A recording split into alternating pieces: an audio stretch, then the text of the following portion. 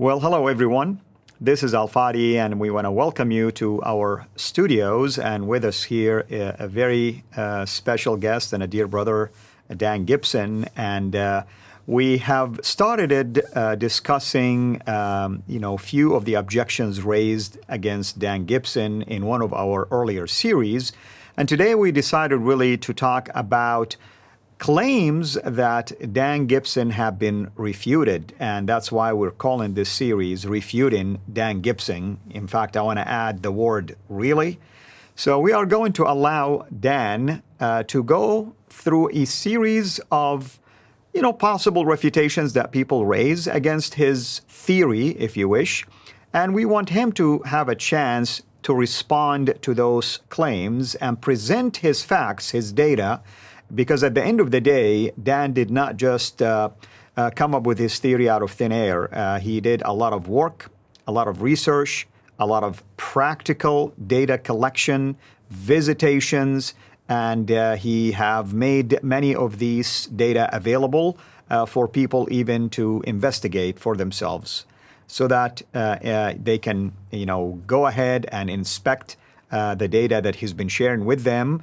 And of course, we're not against the idea of coming up with a possible refutation, but that doesn't mean when someone will say, I refuted one of Dan Gibson's claim, therefore there goes his entire theory. It doesn't work that way. Now, a theory may have a number of pillars. If you think you have weakened one of them, you still have to deal with the others. And that's where we're coming from.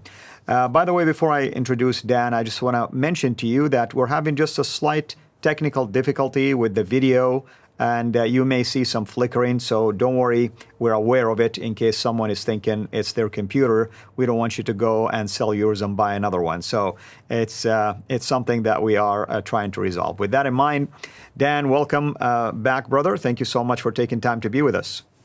Thank you. It's good to be here. Very good.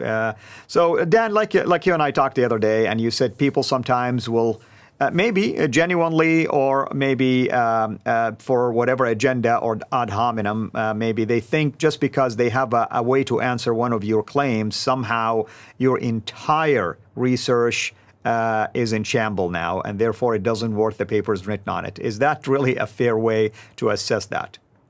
Yeah, there are people who are saying that kind of thing. I see it every once in a while on the internet. I think the best way to tackle this is to use an illustration. If we can bring it up on the screen. I mean, I've put a box here, and I'm saying that my research is like this box. We have 170 mosques that we've looked at. This is mosques and places of prayer. This is from the first three centuries of Islam, the first 300 years of Islam. So all the data is there. It's trying to find every mosque. We're not picking and choosing every mosque that's there. And what we've discovered is that there were 4 different qiblas used by the Umayyads. And so that is the data, and we get a few questions about it. People ask, what about this mosque or that mosque?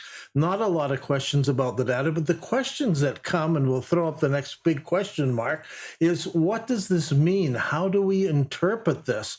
And what can we draw out of the data? And so if we move on to the next one, then I've developed my own theory. So after the data is gathered, the question is then, what does it mean? My theory is that it started in Petra, and then eventually 3 other qiblas were developed, so that there were 4 altogether being used during the Umayyad times. The Abbasids came along and changed all that and reduced it down to 1 qibla in one direction, which was Mecca and Saudi Arabia.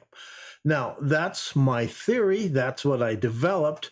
But then I developed supporting arguments. So there are around 50-some supporting arguments that support this, looking at Islamic literature, reading through it, looking at what archaeologists are saying and uncovering.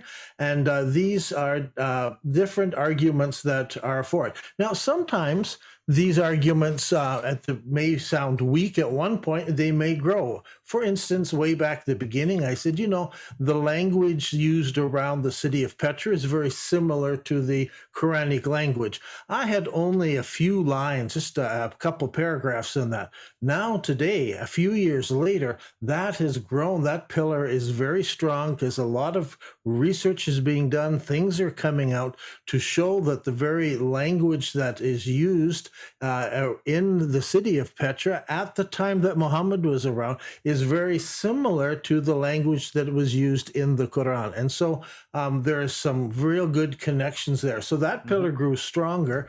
Others, we may say, okay, that you can look at this different ways. Maybe it's not quite as strong. So each of these pillars, but there's 50 of them, or more than 50. So people may come along and argue with one of those pillars and say, that pillar is weak, that I disagree with that or whatever. But what about all the other supporting pillars? So what happens is I find people coming along and they'll argue with my theory. They will argue with some of the supporting arguments that I make, but they don't tackle the actual data that we've discovered. What we're hoping is that people will come along and explain the data by giving us a different theory. If you disagree with my theory, that's fine, but you need to explain, or people out there need to explain, how did they develop the 4 different Qiblas? So it's not just knocking down something small that I said. It's actually, you need to come up with a reason why the archaeology looks like it does. Yeah, and I agree with you, Dan, because it seemed like it's always, and I've noticed this even at some scholarly level. I don't want to mention names because I don't want people to think I'm picking on specific individuals, but it seemed like the default usually is the standard Islamic narrative, right? So Dan, I refuted one pillar, therefore I'm going to go back now to the fact that it's Mecca. Well, you have to explain to me now, why do we have mosques that build, as you stated, during the Umayyad period that are facing towards Petra? My goodness, I grew up learning that Umayyads came way after the Rashidun, basically caliphate or the righteous caliphs. Therefore, you would expect by the Umayyads' time that everything is facing towards Mecca. In fact, you would expect it during the Rashidun caliphate or the righteous caliphs that the Qiblas at that time will be facing Mecca. But that's not what we're seeing. So it's okay to say Dan is wrong, and here is why is wrong in one of these pillars out of the 50, but you have to explain to me the rest of them. That's right. And we're only just now learning to identify the Rashidun mosques. There's a few of them out there that have survived, and they all face the city of Petra. So how do you explain that? That we can't find a single surviving mosque that faced Mecca in the 1st century of Islam? It's very hard to explain. Other Qiblas survive, but there's no surviving Meccan Qibla. So, I mean, for me, it's very simple. My theory is actually very simple, and that is the city of Petra in Jordan had multiple names. And we know it was called Al-Beta, it was called Rechem. In Greek, it was known as the mother of all cities, or mother of all settlements. And it also had the name Mecca. We can find references to that and saying that it was called Mecca. So it had multiple names. And so it's all I do is when I go through Al-Tabri or go through Bukhari or any of these, I put a little number 1 or number 2 after the name Mecca. Is it referring to the first location of Mecca, or is it referring to the second location of Mecca? Right. It's just like the people who built the city of York in UK, and then later some of them moved to America, and then they named the new city there New York. So it was also York, but they gave it a new in front. In the Islamic records, there is the first Mecca, and then there is the second Mecca, and that's what's confusing. Is everyone says, well, it all says Mecca, that must refer to Saudi Arabia, when actually there were 2 locations. That's my theory. It's all very simple, and then then the archaeological record then lines up with all the Islamic traditional records that are out there. So it's very simple. It's not complex. I'm not rewriting all of Islam.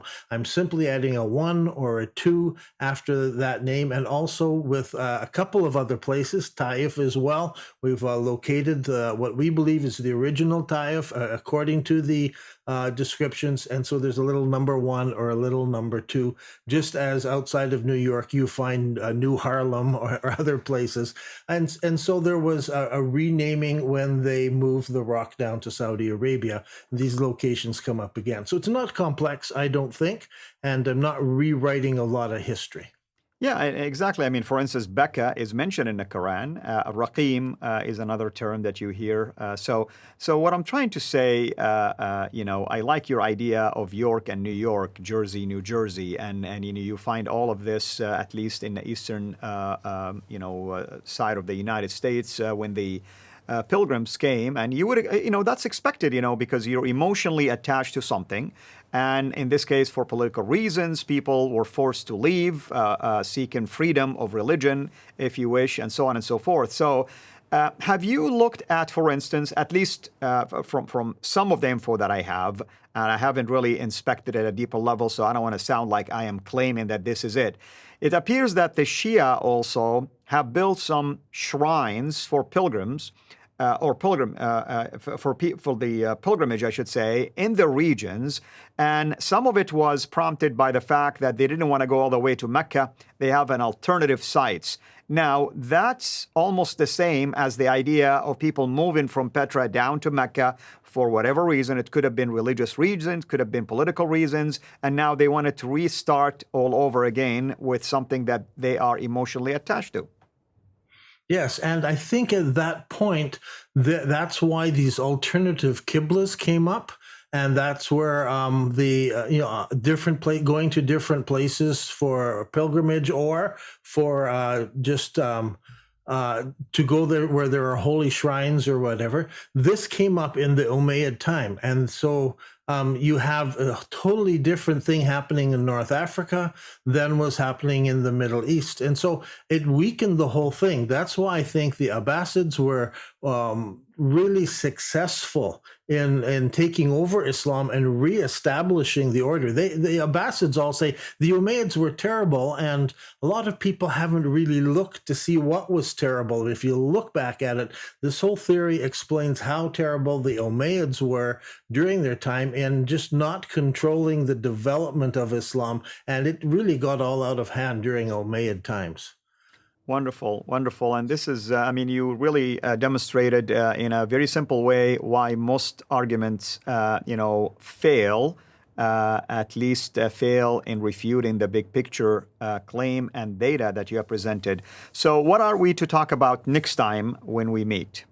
Next time, I want to talk about, can two theories exist based on the same data? Is that possible? Or does the data just refute something else? So we'll have a look at that idea next. Wonderful. Well, thank you so much, Dan. And again, hopefully everyone have enjoyed this opening show of this series that we have called Refuting Dan Gibson, with a question mark, of course. And we're going to let Dan and his data do the work for us.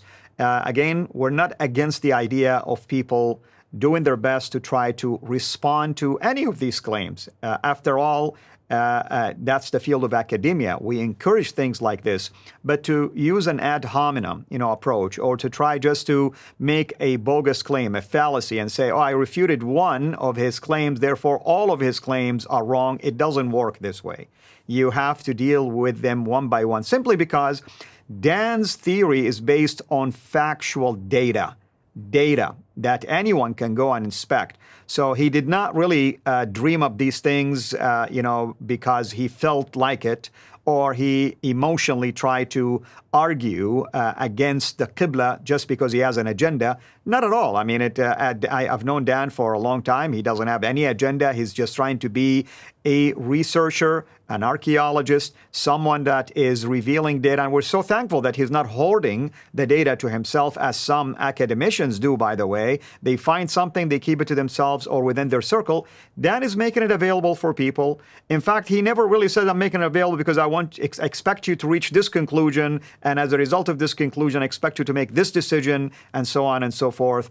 I am the one that I'm going to tell you now. If you're a Muslim watching this, do your homework. You are a smart person. Don't rely on people telling you we refuted Dan. Go and check and inspect these data yourself. You can even go to Petra yourself. Go there and take a look at some of the things happening there. Buy his book, or let us know how we can get you a copy, and go and inspect each one of these mosques and then make a decision related to your salvation. That's where I'm coming from, because we grew up believing that this is the location, the origin of Islam. That's the Qibla direction. Mecca is where everything started. But now I'm asking you to go and inspect these damaging new finds based on factual data, versus the standard Islamic narrative has no data whatsoever to support it, because if you rely on Islamic sources, you have to wait 200 years before everything fit together.